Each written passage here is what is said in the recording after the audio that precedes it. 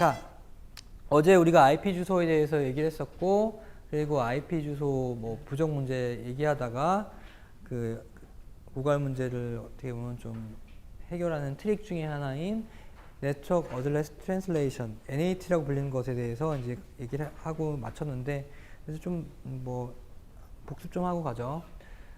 자, 그래서 NAT를 사용해서 현재 IP 버전 4의 주소 공간 부정 문제를 우리가 어떻게든 넘겨 지금 가고 있어요. 동작 방법은 기본적으로 IP 주소의 재사용인데, 재사용을 해서 여러 사람이 같은 주소를 사용하게 함으로써 주소 공간 문제를 우리가 해결하는 것인데, 결국에는 같은 네트워크 안에 있는 사용자들은 각자 고유의 IP 주소를 배정받고, 근데 실제로 이 IP 주소는 내부에서만 유일하지 다른 외부적으로 봤을 때는 유일한 건 아니에요. 그러니까 다른 네트워크에서도 이 주소를 동일하게 사용할 수 있는 거죠. 자, 이렇게 되면 이렇게 내부적으로 유일한 IP 주소를 사용한 패킷이 외부로 나갈 때 문제가 생기는데, 이런 IP 주소가 외부로 나가면 어떤 문제가 생기냐면, 실제로 예를 들면 이 사람이 구글 서버에 패킷을 보낸다고 쳤을 때 소스 IP는 이거고 데스티네이션 IP는 구글이죠. 그러면 이게 딱 보내면 가긴 가겠죠. 데스티네이션 IP 주소 보고 가니까. 그 대신 구글에서 이걸 돌아오려고 할 때가 문제 생기겠지. 왜냐면 이거는 유일한 주소가 아니기 때문에. 그래서 요런 주소를 가진 패킷이 외부로 나가게 되면 돌아올 수가 없다고. 그렇게 해서 요 문제를 해결하고자 이 게이트웨이 라우터, 보통은 요 NAT라는 것은 게이트웨이 라우터에서 동작하고 있는데, 게이트웨이 라우터가 이걸 보고 있다가 패킷이 나갈 때 게이트웨이 라우터 자기 자신의 IP 주소, 이 IP 주소는 전 세계적으로 유일한 실제 퍼블릭 IP예요.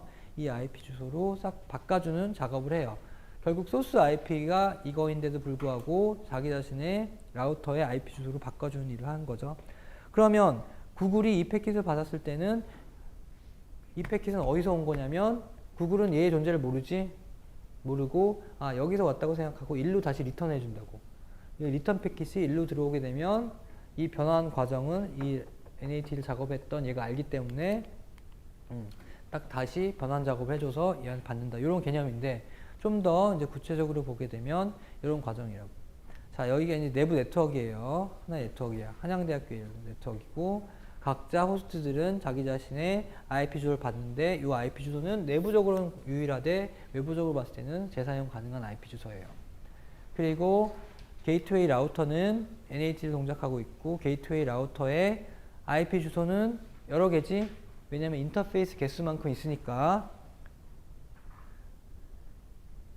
IP 주소는 인터페이스를 지칭하는 것이고, 인터페이스가 여러 개 있으면 IP 주소가 여러 개 있는 거예요. 그렇죠? 그런데 예를 들면 이 그림 같은 경우에는 이 게이트웨이 라우터는 인터페이스가 두 군데고 각자 IP 주소를 가지되 서브넷 두 개라, 결국 이 라우터는 서브넷 두 개의 멤버인 거지. 이 서브넷의 멤버이기도 하고 이 서브넷의 멤버이기도 하죠.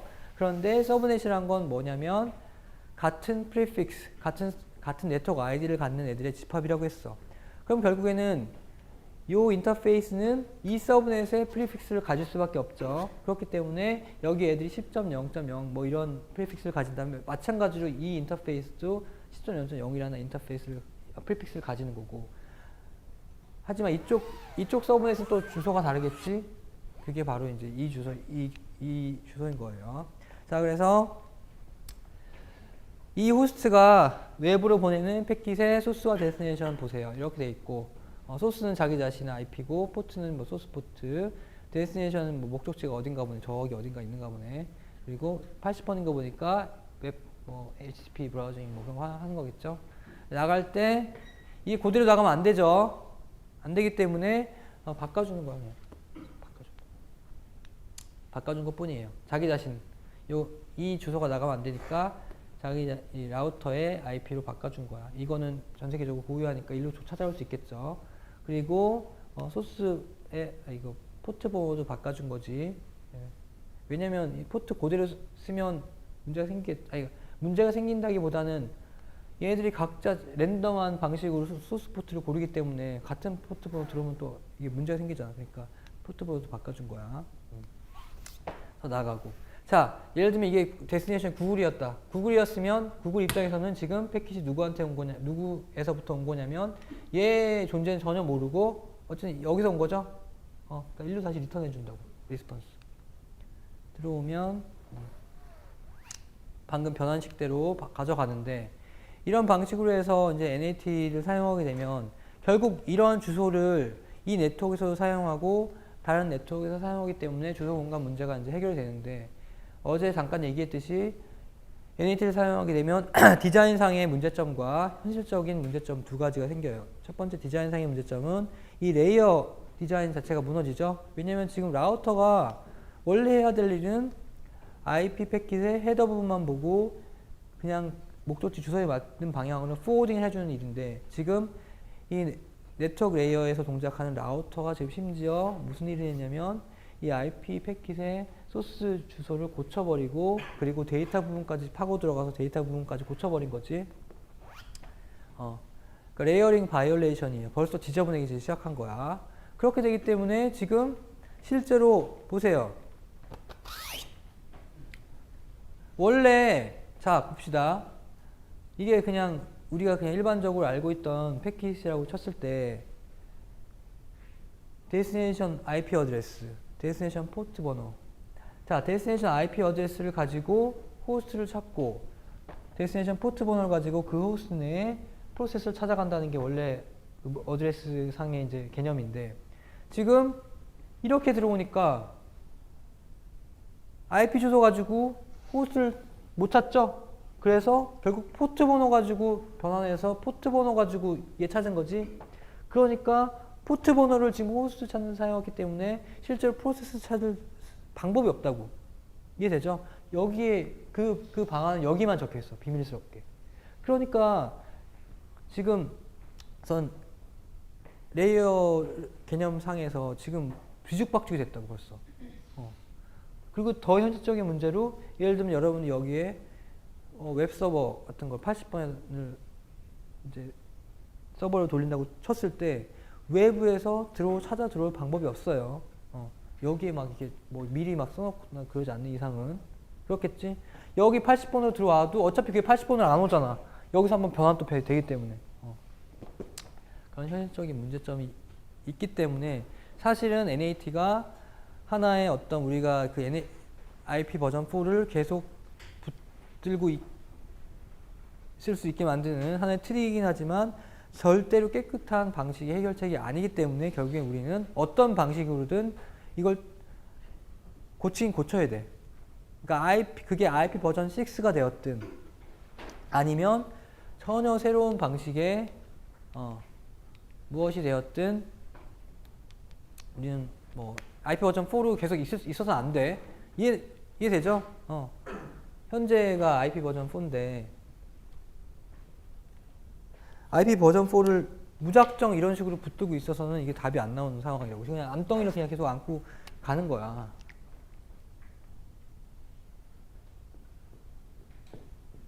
자, IP 버전 4. IP 버전 4가 디자인된 것은 70년대라고.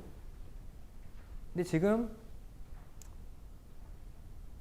몇 년, 45년 정도, 거의 반세기가 흘렀는데 이걸 쓰고 있는데 이거의 지금 근본적인 문제점이 뭐냐면 우리가 알고 있는 문제점이 뭐예요? IP 버전 4의 문제점?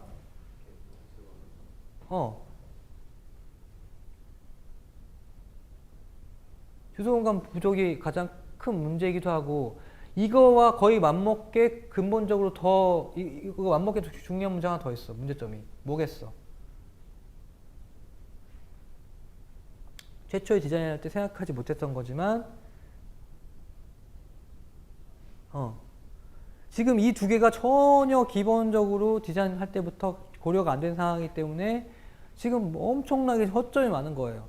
이거는 뭐 치명적인 거고 얘 역시 이제 뭐 기본적으로 IP 버전 4에 없었던 기능이기 때문에 철학 자체에 처음에 없었기 때문에 여러 가지 다양한 어택들이 계속 생성되고 있는데 그거를 지금 어떻게 막고 있냐면 아예 이 프로토콜 자체를 처음부터 이렇게 디자인하는 방식으로 우리가 이걸 방어하는 게 아니라 그때그때마다 그냥 덕지덕지 지금 막 이게 빗물 터지니까 이렇게 막고 있는 거라고. 그러니까 모든 게 지금 임시방편이야. 그러니까 결국 이거를 우리가 계속 타고 있다가는 무너질 수밖에 없기 때문에 새로운 방향으로 나가야 돼요. 그 옵션 중에 하나가 바로 IP 버전 6인데 6를 디자인할 때는 마찬가지로 시큐리티와 어드레스 스페이스를 고려해서 한 거긴 한데 지금 일로 갈지 아니면 전혀 새로운 방향의 어떤 새로운 프로토콜로 갈지는 누구도 알 수는 없다고.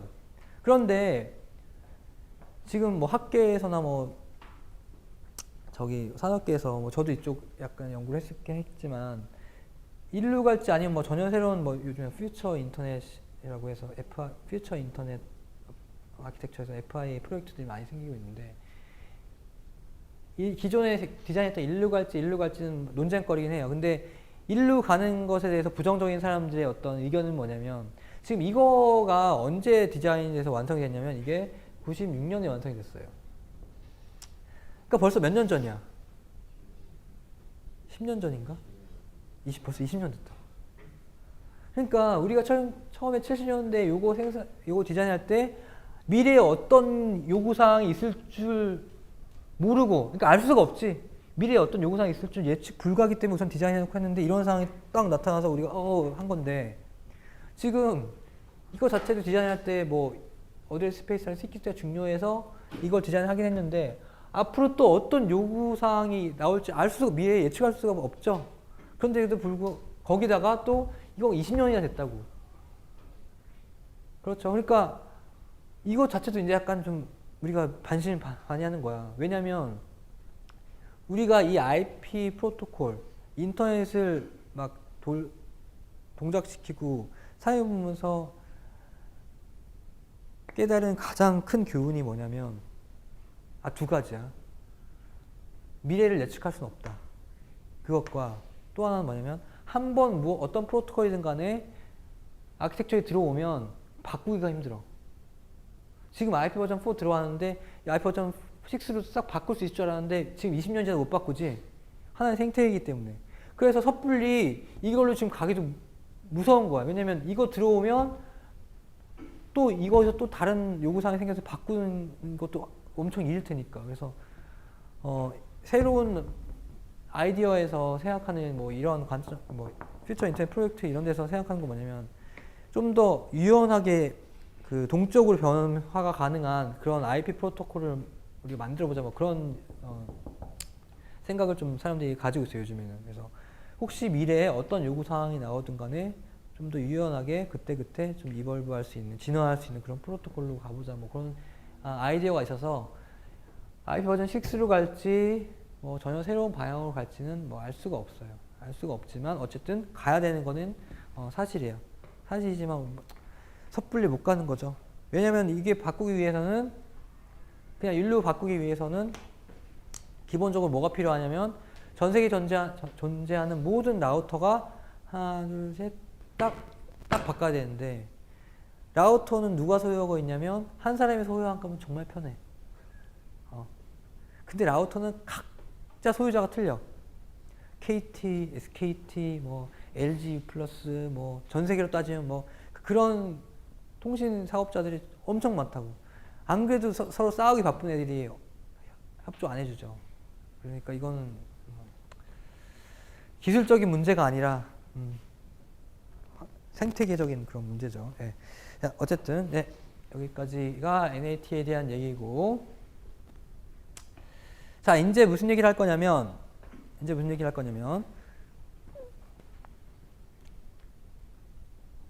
박지성 박거성 자, 박거성 그 네트워크 환경에 들어가가지고 IP 주소 좀 봐줄래요? 자, 박거성의 IP 뭐예요? 192.168.1.472. 박거성의 IP고 IP 항상 같이 다니는 건 서브넷 마스크. 뭐예요? 25.5.25.2. 그리고 또 어떤 정보 써 있죠? 라우터.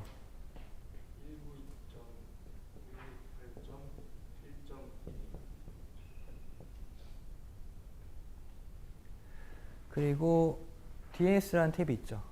거기 뭐 DNS 뭐라고 써 있어요?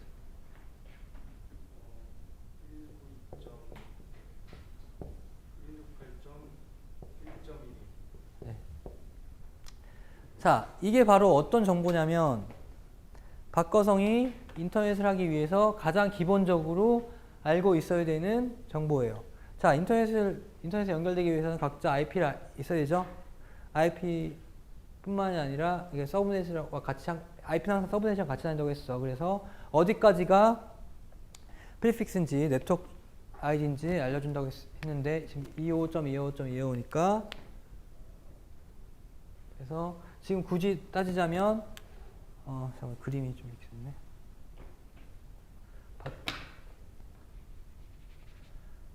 박거성 지금 와이파이 쓰나요? 그래서 액세스 포인트에 연결되고 이게 쭉 링크돼서 결국에는 이렇게 하나의 이제 네트워크에 서브넷에 이제 있다는 얘기인데 여기 박거성뿐만 아니라 뭐 송영석 여기 뭐 다 있는 거지. 우리 다 있는 거 웬만한 사람들 에리카 와이파이 쓰는 사람들은 됐고 이 서브넷의 아이디가 뭐란 얘기야?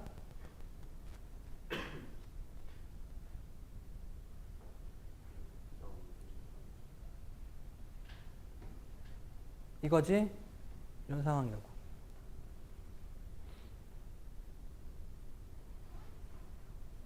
자, 그래서 요 두 개는 기본적으로 박거성의 IP 주소와 호스트 부분과 이제 네트워크 프리픽스 부분을 이제 나타내는 거고. 자, 여기 써 있는 라우터는 뭐냐면 바로 박거성 바로 앞에 있는 first hop 라우터. 박거성이 외부로 패킷을 보내기 위해서 무조건 전달해야 할 그 라우터의 IP 주소가 여기 중요한 정보로 그 네트워크 세팅에 딱 적혀 있는 거예요. 자, 박거성이 패킷만 가지고 해서 이렇게 그냥 툭 던지면 그 구글로 안 간다고. 무조건 박거성은 데스티네이션 어드레스 구글 적어가지고 얘한테 라우터에 딱 던져야지 얘가 이제 알아서 그때부터 쭉 가는 거야. 그러니까 무조건 얘를 알아야지 가겠죠? 얘는 기본적으로 알아야 된다고. 박거성 혼자만 가지고는 뭐 어디다 전달할 수가 없어. 왜냐면 포워딩 테이블도 없고 얘는 아무것도 없다고, 박거성. 그렇기 때문에 이런 전달, 포워딩 기능을 해주는 라우터를 한 명 알고 있어가지고 얘한테 툭 주면 얘가 이제 그다음부터 알아서 하게. 그래서 이 정보가 바로 여기 적힌 이건데, 얘 주소 보니까 결국 같은 네트워크에 있는 애죠? 그리고 같은 네트워크 중에서 누구야?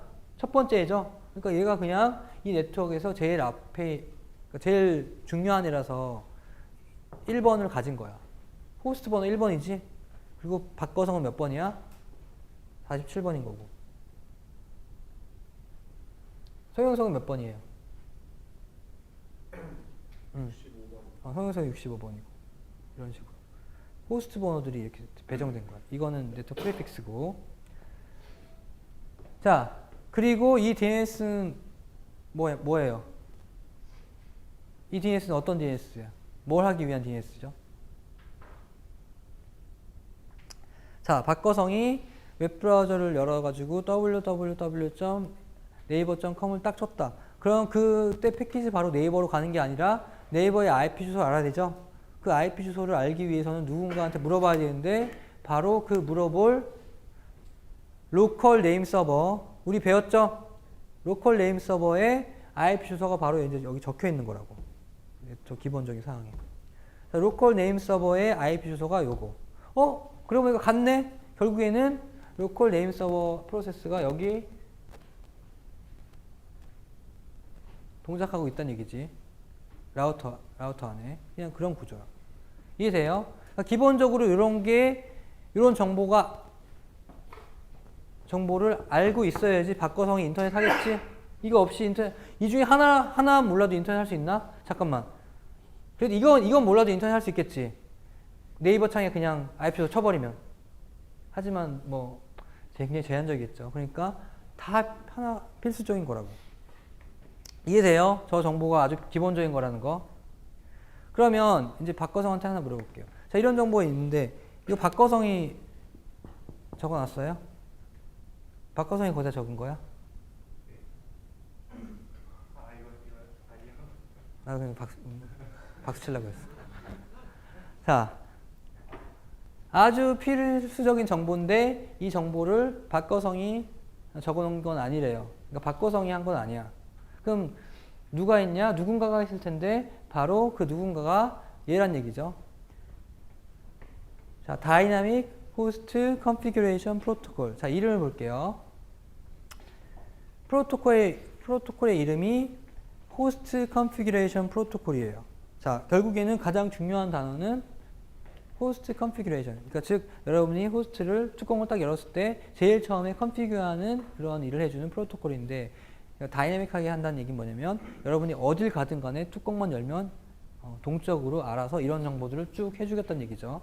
자, 그러면 뭔가 누군가가 어쨌든 박거성이 한 건 아니지만 이 정보를 딱 해서 줬는데 박거성이 여기서 뚜껑을 닫고 수업 끝나고 이제 밥 먹으러 갔다가 학과는 이디야 커피숍에 갔다고. 그래서 거기서 뚜껑을 딱 열었어.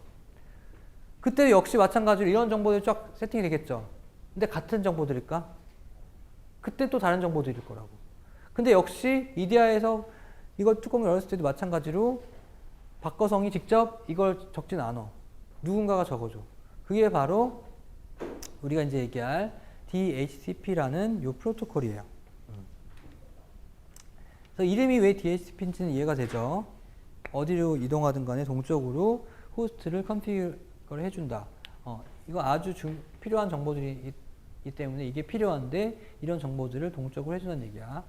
자, 그런데 이런 정보를 이제 동적으로 해주는 이유는 뭐냐면 여러분이 새로운 곳에 갔을 때 여러분의 IP 주소와 그 지역의 라우터와 DNS 이걸 알기 어렵기 때문에 자동적으로 해주는 그런 거야. 근데 뭐 항상 이럴 필요가 있는 건 아니에요. 예를 들면 뭐 흔치 않은 경우겠지만 자기 자신만의 고정된 IP와 뭐 라우터 이런 걸 쓰는 경우도 있다고.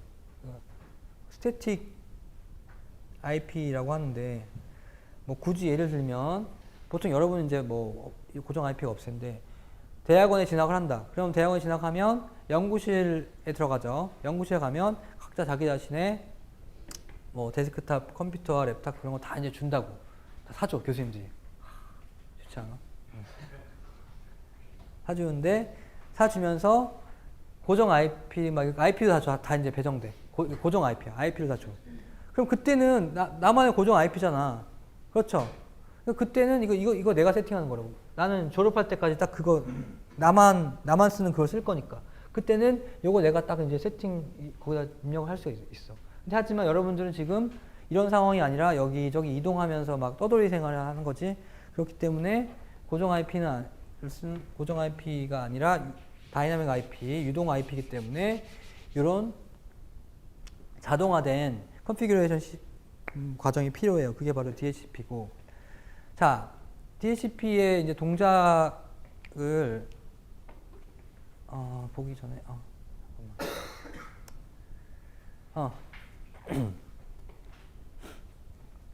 이제 동작 과정을 보기 전에 좀 더 개념적으로 얘기를 하면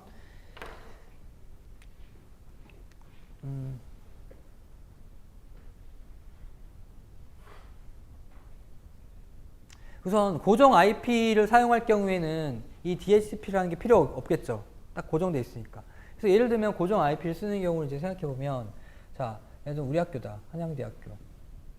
한양대학교에서 예를 들면 고정 IP를 사용하는 정책을 사용한다고 칩시다. 그러면 학생들이 입학할 때 학생들한테 학번이랑 고정 IP를 부여한다고 쳐봐.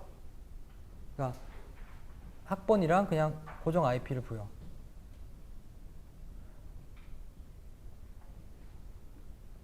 이런 방식도 있겠죠. 그냥 그렇게 해서 고정된 IP를 그냥 학교에 있을 때 무조건 사용하는 거. 그렇게 가능하겠죠? 그럼 이렇게 하는 방식으로 하면 한양대학교가 굉장히 큰 손해를 볼 거라고. 금전적으로는 뭐 여러 가지로. 이유가 뭐야? 예를 들면 한양대학교 예를 들면 우리 캠퍼스 학생이 뭐 10,000명이라고 칩시다. 그러면 고정 IP 정책을 사용하면 한양대학교 내부에 IP가 몇 개가 필요해요? 최소 10,000개 이상 필요하죠? 10,000개 이상 필요하다고. 그런데 이런 DHCP를 사용한 다이나믹 IP, 유동 IP를 사용한다. 그렇게 쳤을 때는 IP가 몇 개 필요해? 꼭 10,000개가 필요한 건 아니라고. 그렇죠? 그냥 예를 들면 동시에 액티브한 학생들 개수만큼만 필요하니까 10,000개는 아니라고. 그렇겠죠? 그러니까 어드레스 풀을 가지고 그냥 효율적으로 그때그때 분배하면서 유연하게 재사용이 가능하다고. 그래서 이제 DHCP가 그런 면에서 좀 유용한 거예요. 그 대신 뭐 이런 과정은 필요하겠죠. 그러니까 학생이 이제 어드레스를 요청했는데 지금 풀에 보니까 몇 개 남아 있어. 그래서 대여해주고 그 대신 회수를 꼭 해야 된다고. 회수를 해야지 또 다른 학생이 필요할 때 주니까. 그래서 개념적으로 얘기하면 어떤 방식이냐면 학생이 IP 주소가 필요하다고 요청이 들어오면 나는 IP 주소를 잠시 렌탈해주고, 잠시라는 것은 1시간 정도 렌탈해주고 그 기간이 끝나면 다시 회수.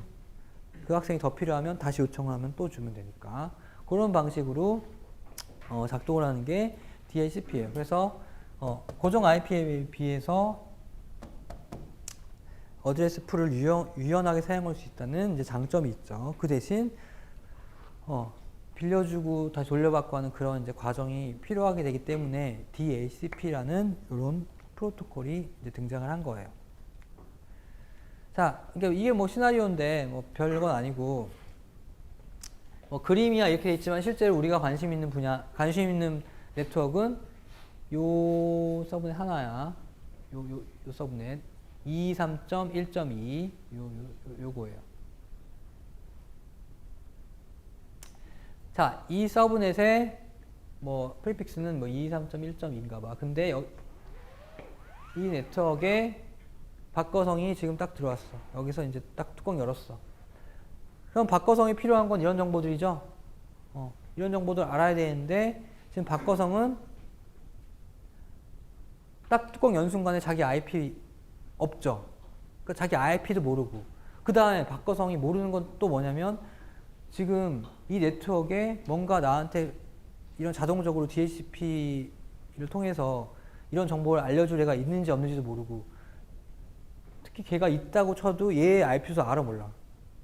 모르죠. 그러니까 박거성이 아는 건 아무것도 없어. 박거성은 아무것도 몰라.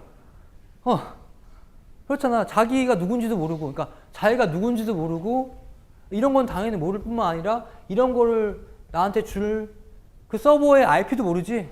그러니까 아무것도 모른다고.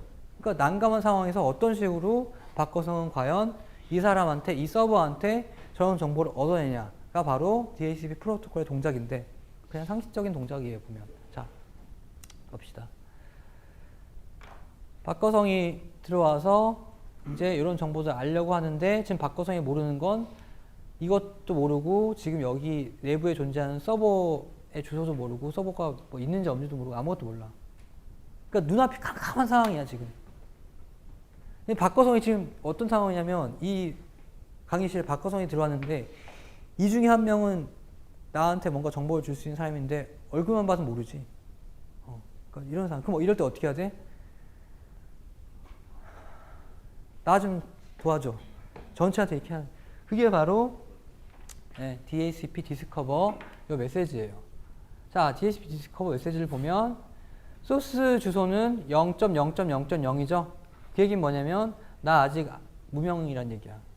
내가 누군지 모르고 어쨌든 나는 이 DHCP 클라이언트로서 68번에다가 클라이언트를 돌리고 있겠다. 그리고 목적지는 IP가 25.25.25.25야. 이거 32비트로 봤을 때는 전부 다 32비트 1인 거예요. 그러니까 모든 어드레스 비트가 1인 경우에는 무조건 브로드캐스트라고 여러분들이 알고 있어요. 브로드캐스트란 얘기는 서브넷에 있는 모든 멤버들은 다 이 메시지를 받아라 이 얘기야. 그리고 포트 넘버는 목적지 포트 넘버 67번. 그러니까 DHCP 서버는 67번에 돌아가고 67번이라고 이제 돼 있다는 얘기네. 자, 그리고 트랜잭션 아이디는 이 박거성이 그냥 랜덤하게 선택한 번호. 그러면 이 DHCP 디스커버 메시지를 이 서브넷에 있는 모든 사람들이 듣겠죠? 브로드캐스트잖아요. 그렇죠? 그런데 결국에는 이 DHCP 디스커버 메시지를 이 서브넷에 존재하는 모든 호스트들이 받아들이긴 받아들이되 이 DHCP 서버만 의미 있게 받아들이고 나머지 애들은 다 무시해야 된다고. 그러니까 그냥 버려야 돼. 버려야 돼요.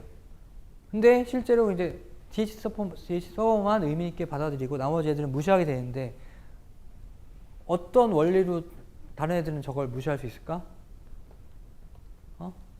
결국에 보면 이 데스티네이션 어드레스가 255.255.255이기 때문에 모든 애들이 받는 건 확실하죠.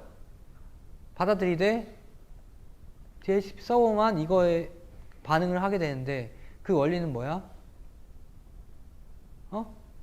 그래. 그렇죠. 예. 모든 애들이 이걸 받아들이긴 하되 결국에는 이게 67번 향해서 올라가죠. 67번 포트 향해서 올라가는데 DHCP 서버가 돌고 있는 애만 67번 포트를 열고 지금 리슨하고 있는 상황이고 나머지 호스트들 여러분들은 다 67번 열지도 않고 지금 DHCP 서버 아예 돌리지 않고 있죠. 그러니까 67번이 지금 안 열려있기 때문에 스택에서 이렇게 링크, 네트워크 올라오다가 67번 없어서 그냥 뻥 하고 드랍되는 거예요. 이해되죠? 자, 그래서 67번 포트를 열고 기다리고 있는 DHCP 서버만 이 디스커버 메시지를 받아서 아, 그래, 알았어. 나 이거 지금 몇 개 남아있으니까 너한테 남는 거 하나 줄게 하고 오퍼를 주는 거예요. 오퍼를 보내는 거예요. 자, 여기서 보면 오퍼 메시지에 소스 IP와 포트 넘버는 누구야? 여기 서버 자신이죠?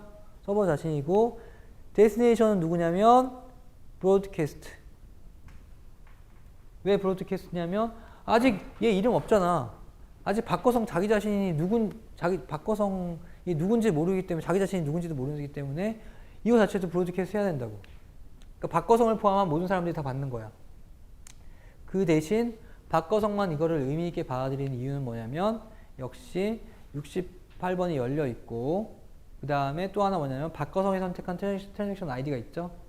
요거 그대로 가기 때문에 박거성만 의미 있게 받아들이고 실제로 여기가 이 오퍼에 담긴 의미는 뭐냐면 앞으로 너는 내가 부여한 이 새로운 주소 223.1.2.4를 지금부터 1시간 동안 사용을 할 수 있다라는 오퍼를 박거성한테 주는 거예요. 그럼 박거성은 이 오퍼를 받아서 이 오퍼가 마음에 들면 오퍼를 수락해야 돼. 그래서 오퍼를 수락한다는 의미로 다시 이 오퍼에 대한 리퀘스트를 보내야 돼요. 자, 이 오퍼에 대한 리퀘스트 보낼 때 역시 소스는 아직 무명이에요. 왜냐면 아직까지 이 IP 주소 확정된 게 아니잖아. 그렇죠? 그래서 소스 주소 아직 0이고 데스티네이션 이렇게 되고 난 지금 네가 보내준 요거를 사용하고 싶다라는 의미로 아까의 트랜잭션 번호에 하나 플러스 1 시켜서 리퀘스트의 의미로 보내게 돼요. 그래서 요게 응답이 오면 딱 이게 끝난 순간 박거성은 이제부터 요 IP 주소를 자기 자신의 IP로 사용하게 되고 요 에크에는 단순히 이것뿐만이 아니라 그러니까 오퍼에는 단순히 이것뿐만 아니라 이런 정보들이 같이 들어있다고.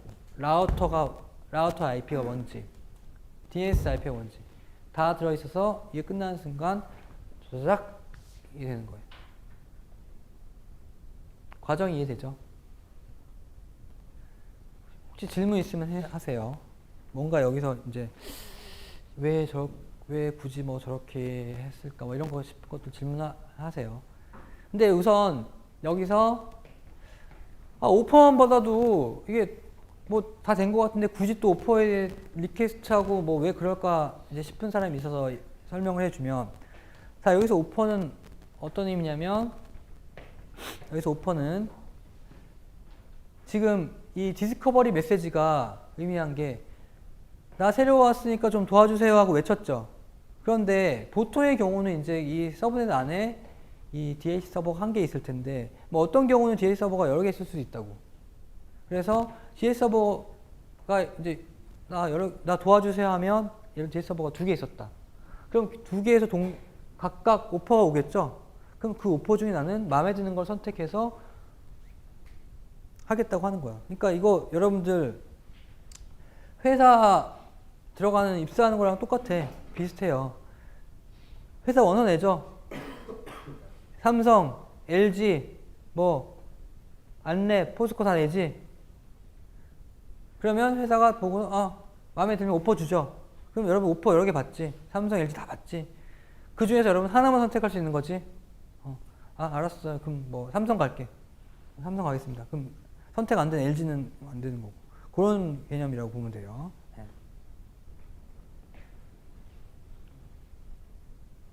네.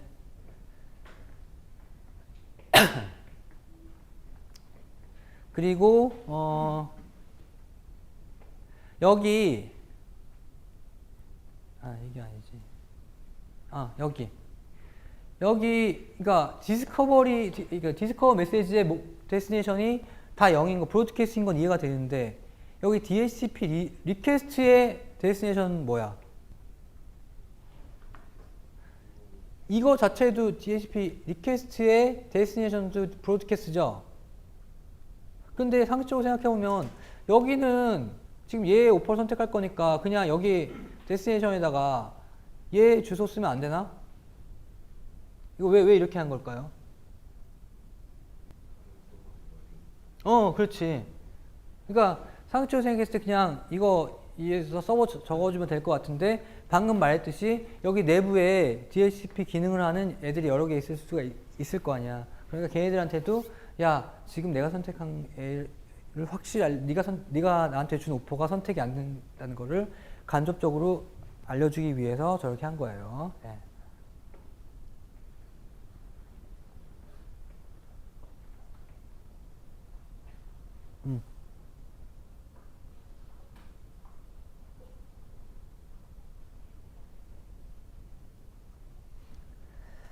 네.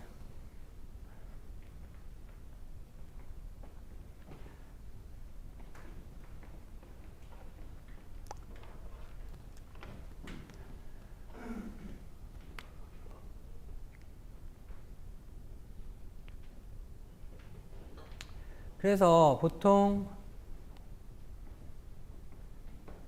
요 게이트웨이 라우터에 보통 자 지금 그림상으로 이렇게 돼 있죠. 하나의 서브넷에 DHCP 서버 기능을 하는 애가 존재해서 얘가 이제 알려준다고 돼 있는데 실제로는 뭐 이렇게도 뭐 전혀 문제는 안 되지만 보통 DHCP 서버 프로세스가 동작하는 호스트가 따로 존재하기보다는 이거 사실 이거 DHCP 서버 프로세스잖아. 요거를 그냥 여기다가 동작을 시켜요. 그래서 보통은 게이트웨이 라우터에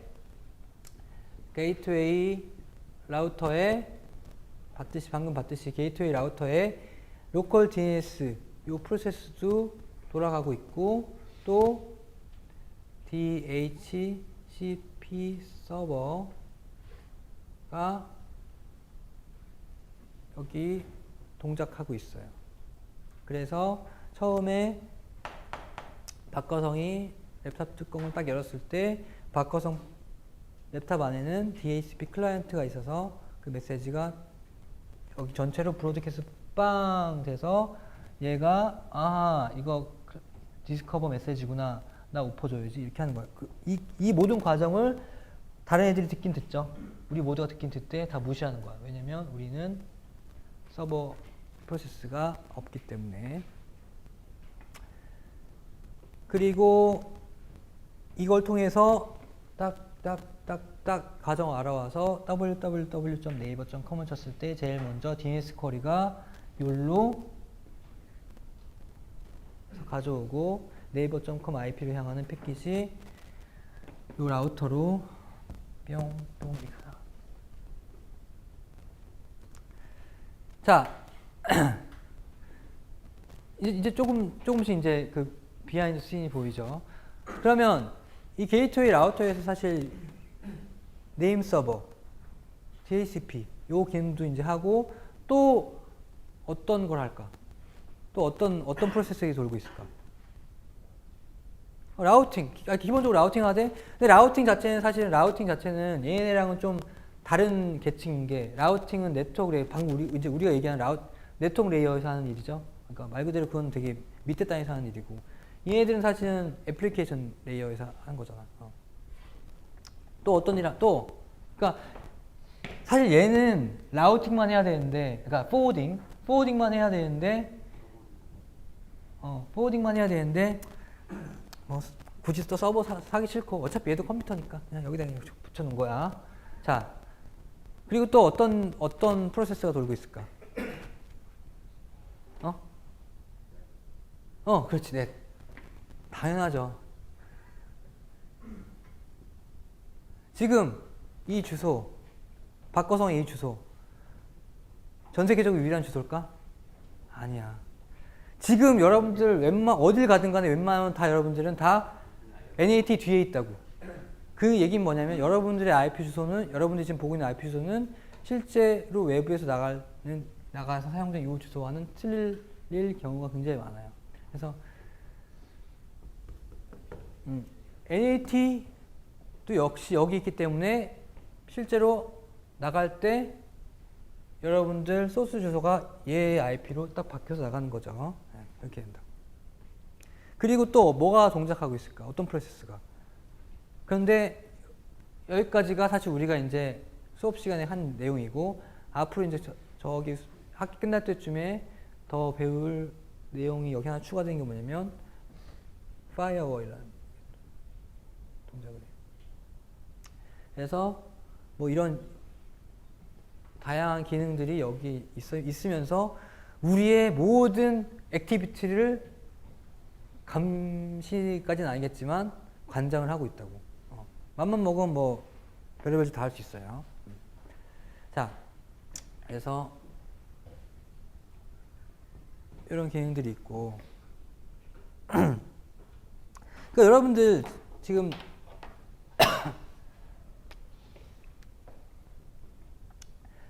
박거성 집에서 인터넷 쓰나요? 와이파이 같은 거? 그죠? 어떤 회사 거 써요? SK나 뭐 SK 브로드밴드? 그러니까 SK 뭐 브로드밴드라는 회사가 이제 인터넷 회사인데 박거성한테 이제 인터넷 회선 하나 준 거잖아. 그렇죠? 박거성 집에. 그럼 이거 인터넷 회선을 하나 준 건데 이거 쓸 때 이제 박거성이 돈 내나요? 돈 내죠? 공짜로 쓰나? 돈 내죠. 매달 얼마 낼 거야. 그러니까 SK 브로드밴드가 이거 회선을 하나 준 건데 이걸 사실 뭘 준 거냐면 사실 IP 주소를 하나 준 거라고. 이거 쓰라고. 그렇죠. 그래서 실제로 SK가 박거성한테 준 거는 IP 주소 하나가 배정된 거야. 그렇죠. 박거성 무선 공유기 써요? 써죠. 그렇지. 무선 공유기 쓰면 여기서 이렇게 돼가지고 엄마, 아빠, 누나, 동생 이렇게 다 쓰지. 그렇죠. 그러니까 실제로 SK 브로드밴드가 박거성한테 준 거는 IP 주소 하나 쓰라고 준 건데 이거를 박거성이 컴퓨터에 딱 알아서 한 개 하나 쓸게 하고 컴퓨터에 연결시켜서 이거를 나눠 쓴 건데 결국에는 그럼 여기 이게 뭐가 동작하는 얘기야? 그렇지. 당연히 넷이 있어야지 이거 하나로 나눠 쓰겠죠. 그리고 또 뭐? 그 DHCP 얘네들 다 주소 어떻게 받을 거야? DHCP 동적으로 받아야지. 그리고 뭐 저런 거 다 그러니까 이것도 다 이렇게 다 여기 있다고. 그러니까 결국에는 여러분들 집에 다 게이트웨이 라우터가 있는 거야. 바로 무선 공유기라고 불리는 것들이 사실은 게이트웨이 라우터 기능을 하는 거야. 이게 하나의 서브넷이고. 결국 여기 있는 애들, 여기 엄마, 아빠, 나, 누나, 동생 다 IP 주소를 보면 프리픽스 똑같아. 그리고 그 프리픽스의 제일 첫 번째 호스트는 바로 얘야. 얘가 여러분들 집의 게이트웨이 라우터라고. 그래서 이게 결국에 무선 공유기 안에서 동작하면서 이런 작업을 해주는데, 그럼 얘네들 각각 엄마, 아빠, 누나 다 IP 주소가 같아 틀려? 틀리지? 각자 틀리죠? 아, 고유해야 될 거냐? 틀리잖아. 틀리긴 틀리되 실제로 나갈 때는 어떻게 돼? 나갈 땐 같지? 나갈 땐 같다고. 그래서 외부에서 봤을 때는 엄마, 누나 다 상관없이 하나의 IP로 나가. 그 IP는 바로 SK가 준 그 IP. 그래서 그러니까 혹시 뭐 그런 거 기억나요? 뭐 한 2, 3년 전에 그 뭐 어떤 특정 뭐 정당에서 뭐 전자 투표를 했는데 뭐 부정선거 뭐 그런 게 나오면서 막 그 뭐 전자 포렌식하고 막 그랬다. 그때 이제 이거 부정선거라고 막 뭐 이렇게 증거 제출하고 그랬던 중에 하나가 뭐냐면 같은 IP에서 몰표가 나왔다. 그게 하나의 어떤 증거로 이제 막 제시가 됐었다고. 그런데 보세요. 지금 우리는 NAT 세상에 살고 있기 때문에 같은 건물에 있으면 뭐야? 같은 건물에 있으면 다 IP가 틀리지만 결국엔 나갈 때는 같은 IP라고. 그러니까 같은 IP로 몰표가 나왔다는 것은 뭘 의미하냐면 아무것도 의미하지 않아. 그러니까 제가 저는 전혀 정치적인 어떤 센스가 없어요. 없고 실제로 그 정당 지지자도 아닌데, 핵심 뭐냐면 같은 IP로 했다고 해서 그런 의미가 아닌 거지. 그러니까 우리는 이제 전공자의 입장에서 NAT 뭐 이런 구조를 다 이제 비하인시는 다 알고 있기 때문에 같은 IP라는 거는 그냥 뭐 같은 네트워크에 있었다. 한양대학교 같은 네트워크에 있었다. 여기서 투표하면 다 같은 IP라고. 그렇다고 우리가 뭐 그런 건 아니죠. 그러니까 일반 사람이 생각할 때 IP라고 하면 뭔가 유일한 것이고, 그래서 같은 IP로 행동하면 이게 뭔가 그런 개념은 아니라는 거는 우리가 그 정도는 우리가 이제 전공자 입장에서 알고 있어야 된다는 거. 네. 그래서 IP 주소 하나로 나가는데 실제로는 그럼 이거는 전 세계적으로 유일한 IP 주소일까? 그러니까 이거는 유일한 IP 아닌 거 알지? 왜냐면 우리가 NAT를 쓰니까. 그런데 그러면 이로 나가는 요 주소, 바뀌는 요 주소는 전 세계적으로 유일한 IP일까? 그건 우리도 모른다고. 왜냐면 여기서 또 NAT 쓸 수도 있어. 그렇잖아. 이 NAT는 끝이 없는 세상이야. 어디서 정말 이게 돼가지고 정말 딱 나갈지는 알 수 없기 때문에 얼마나 지저분해. 네스트. 그냥 여러분들 프로그램 짤 때 네스트로 쫙 하죠.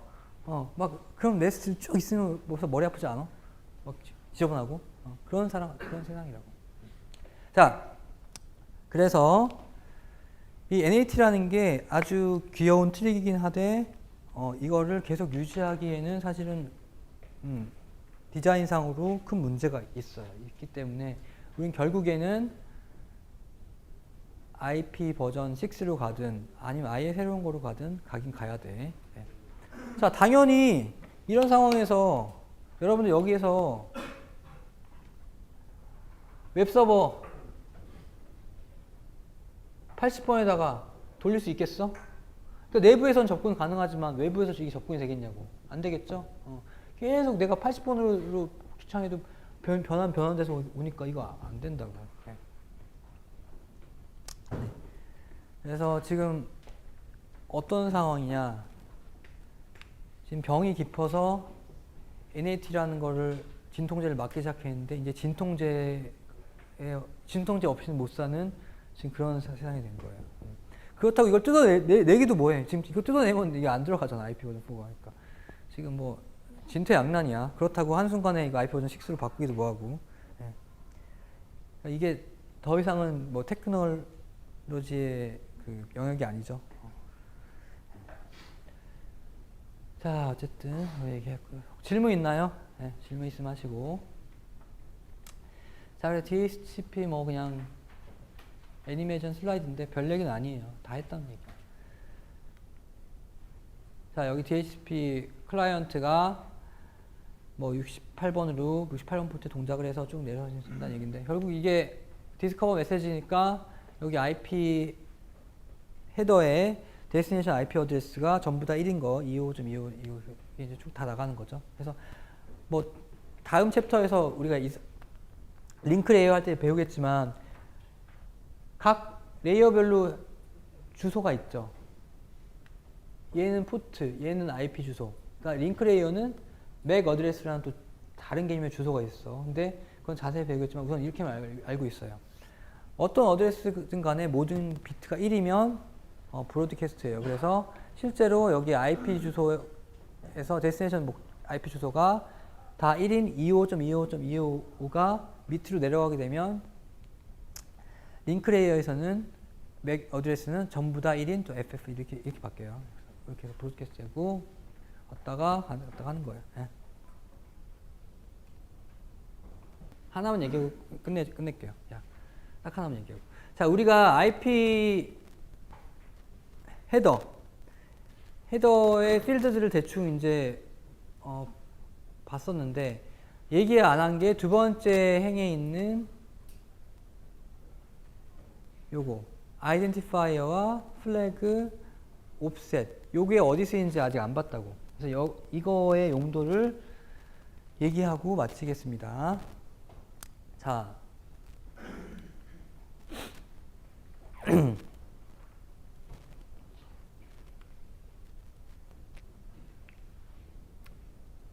예를 들어볼게요.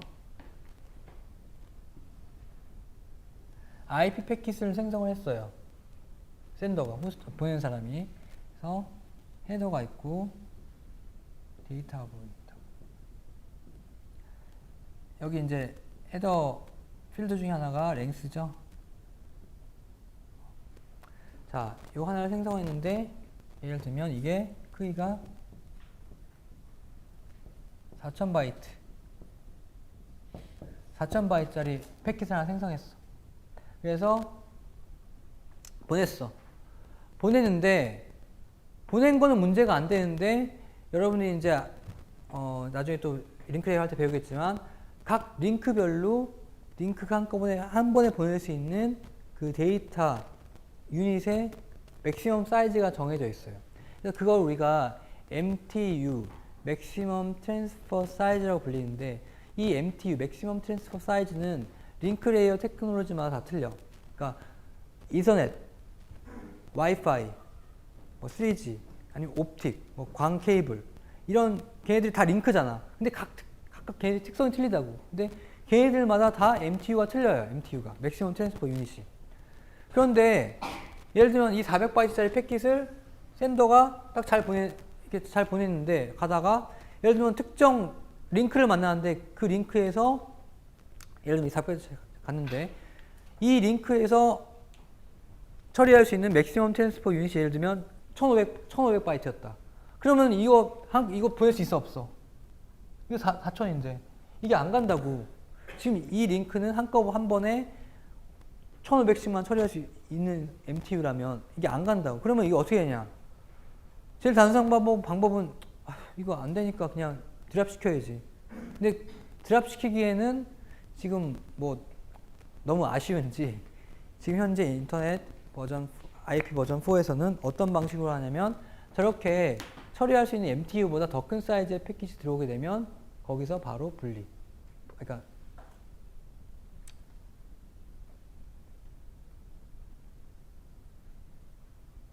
분리돼서 세 개의 독립적인, 그러니까 세 개라기보단 독립적인 그 사이즈에 맞는 MTU 사이즈에 맞는 독립적인 사이즈의 프레임으로 바뀌어서 진행이 돼요. 그래서 얘네들은 각자 이제 서로 다른 패킷이 된 거야. 서로 다른 패킷이 돼서 이제 독립적으로 막 진행해. 그래서 결국 여기서 합체돼서 다시 원래 패킷으로 딱 그런 식으로 해요. 이런 프래그멘테이션과 어셈블리 작업을 위해서 필요한 게 아까 봤던 그 두 번째에 있는 그 필드인데 요 슬라이드만 보고 끝낼게요. 요 슬라이드. 자, 원래 이런 패킷을 생성했다고 칩시다. 이게 IP 패킷인데 IP 패킷이고 뒷부분이 이제 뭐 데이터겠지. 근데 어쨌든 이 패킷의 사이즈는 4000이래. 4000이고 요 ID, 16비트짜리 ID, 프래그먼트 플래그, 옵셋, 아까 요게 그 우리가 보고자 했던 그 세 개의 필드들인데, 자, ID는 패킷별로 유일하게 그냥 샌더가 이제 정하면 되는 거야. 이 패킷의 ID는 뭐 X고, 그러니까 숫자겠죠. 그리고 이 플래그는 뭘 의미하냐면 요 패킷 자체가 프래그먼트 되어가지고 됐는지 안 됐는지, 그러니까 즉 이 뒤로 뭔가 프래그먼트 된 게 있는지 없는지 그걸 의미하는 거니까 당연히 요게 처음 만들어졌을 때는 0이겠죠. 이게 프래그먼트 안 된 거니까. 그렇지? 그렇다고. 그리고 저 옵셋은 뭐냐면 만약에 프래그먼트 된 경우에 첫 번째 시작 부분이 그 전체 패킷에서 어느 정도 위치에 차지하는지 옵셋을 나타내는 건데 봅시다. 자, 이게 4000바이트짜리 패킷이고 이게 가다가 MTU 1500인 링크를 만났다고 칩시다. 그러면 이게 이제 분리가 돼야 돼. 분리가 돼야 되는데 여기 이게 4000바이트라고 랭스가 돼 있죠. 잘 봐요.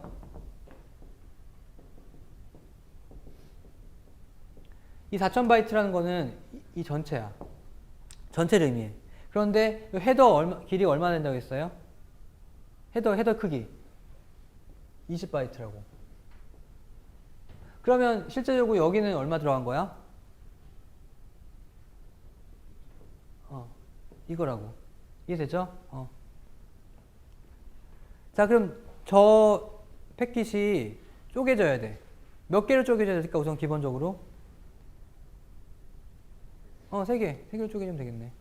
3개로 쪼개지는데 쪼개지되 그 대신 이런 정보를 잘 써놓으면서 쪼개져야지 나중에 조립이 쉽다.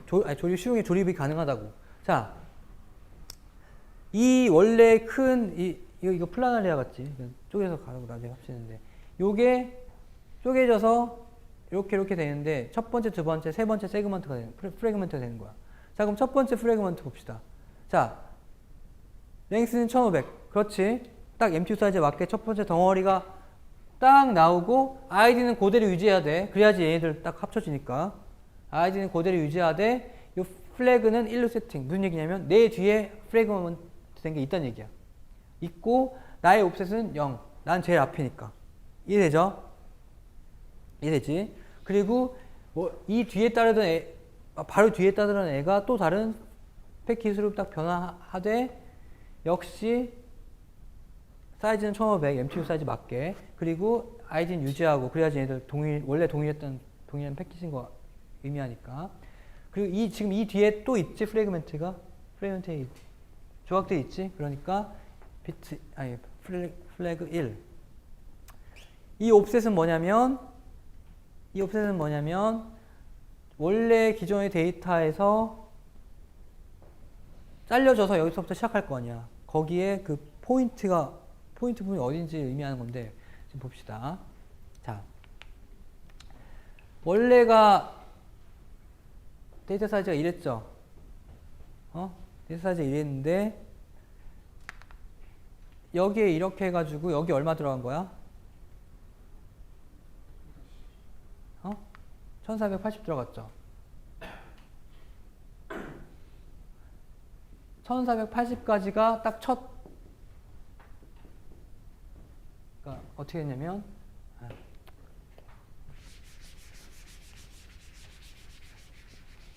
첫 번째 패킷에 보면 이 데이터부에 들어간 게 0번 해서 1480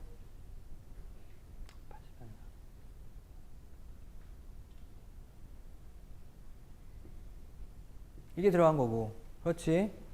두 번째 여기 보면 여기 몇 번부터 시작이야 그럼? 1480번부터 시작해서 여기 이만큼 사이즈가 들어간 거지. 그렇죠.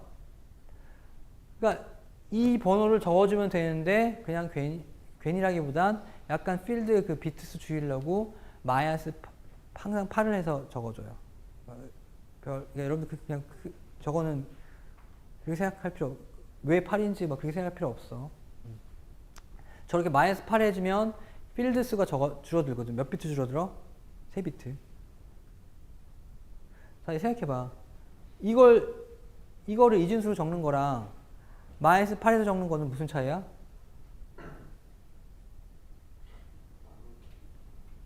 미안. 나누기 8. 나누기 8이면 결국 끝에 3비트 쉬프트 해버리겠다는 얘기지. 그러니까 그냥 3비트 좀 줄인 거야. 그러니까 너무 크게 신경 쓰지 마요. 하여튼 요거 의미를 주면 되니까 요거 좀 적어주면 되는데 우선 그냥 현재 저 옵셋 필드의 필드는 우선 요 번호에 -8 해서 적어주는 거예요.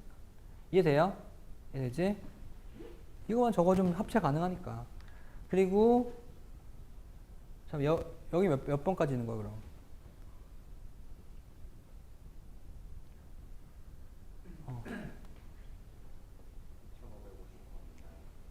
얼마요? 6, 9, 2959. 여기까지 있고, 여기가 2969. 60부터 해서, 얼마? 3, 5, 8, 0. 이렇게 있는 거죠. 그래서 요거에 또 -8 해서 적어준 게, 요거고. 그래요? 그렇지. 그렇고, 요거의 크기는 역시, 이번엔 1500이 아니죠? 딱 여기까지만 간 거지? 요 크기. 요게,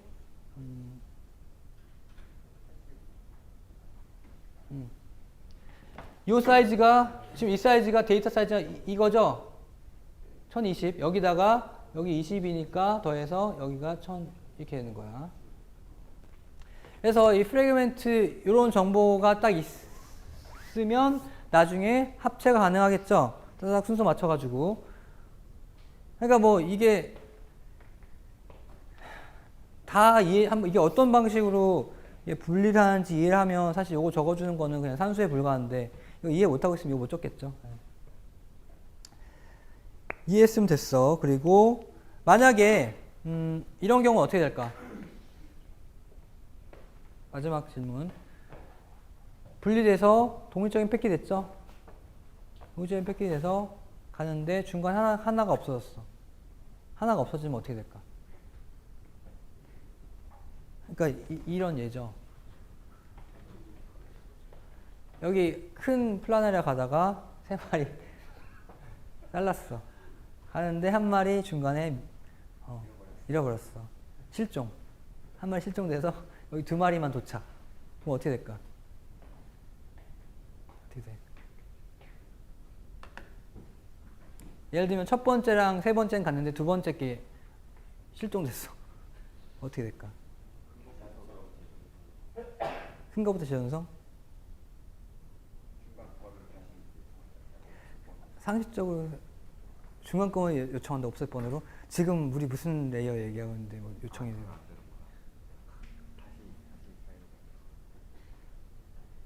그냥 상식적으로 생각하면 돼요. 자, 우선 이 리어셈블이 되냐 안 되냐 생각해봐. 돼 안 돼? 안 되죠. 리어셈블이 안 되면 패키지 완성이 안 됐으니까 위로 올려 못 올려?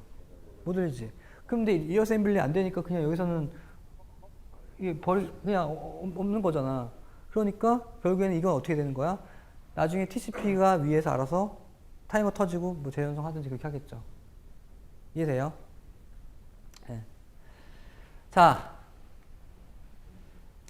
그래서 뭐 프래그먼트까지 얘기를 했고, 오늘은 여기까지 하고 다음 주에 우리가 남은 얘기인 IP 버전 6 얘기를 정말 잠깐 하고 나머지 부분은 뭐 얘기할 거냐면 라우팅 알고리즘에 대해서 다음 주 내내 아마 얘기를 할 거예요. 그래서 다음 주는 수업이 3번입니다. 수요일 오전, 오후, 목요일.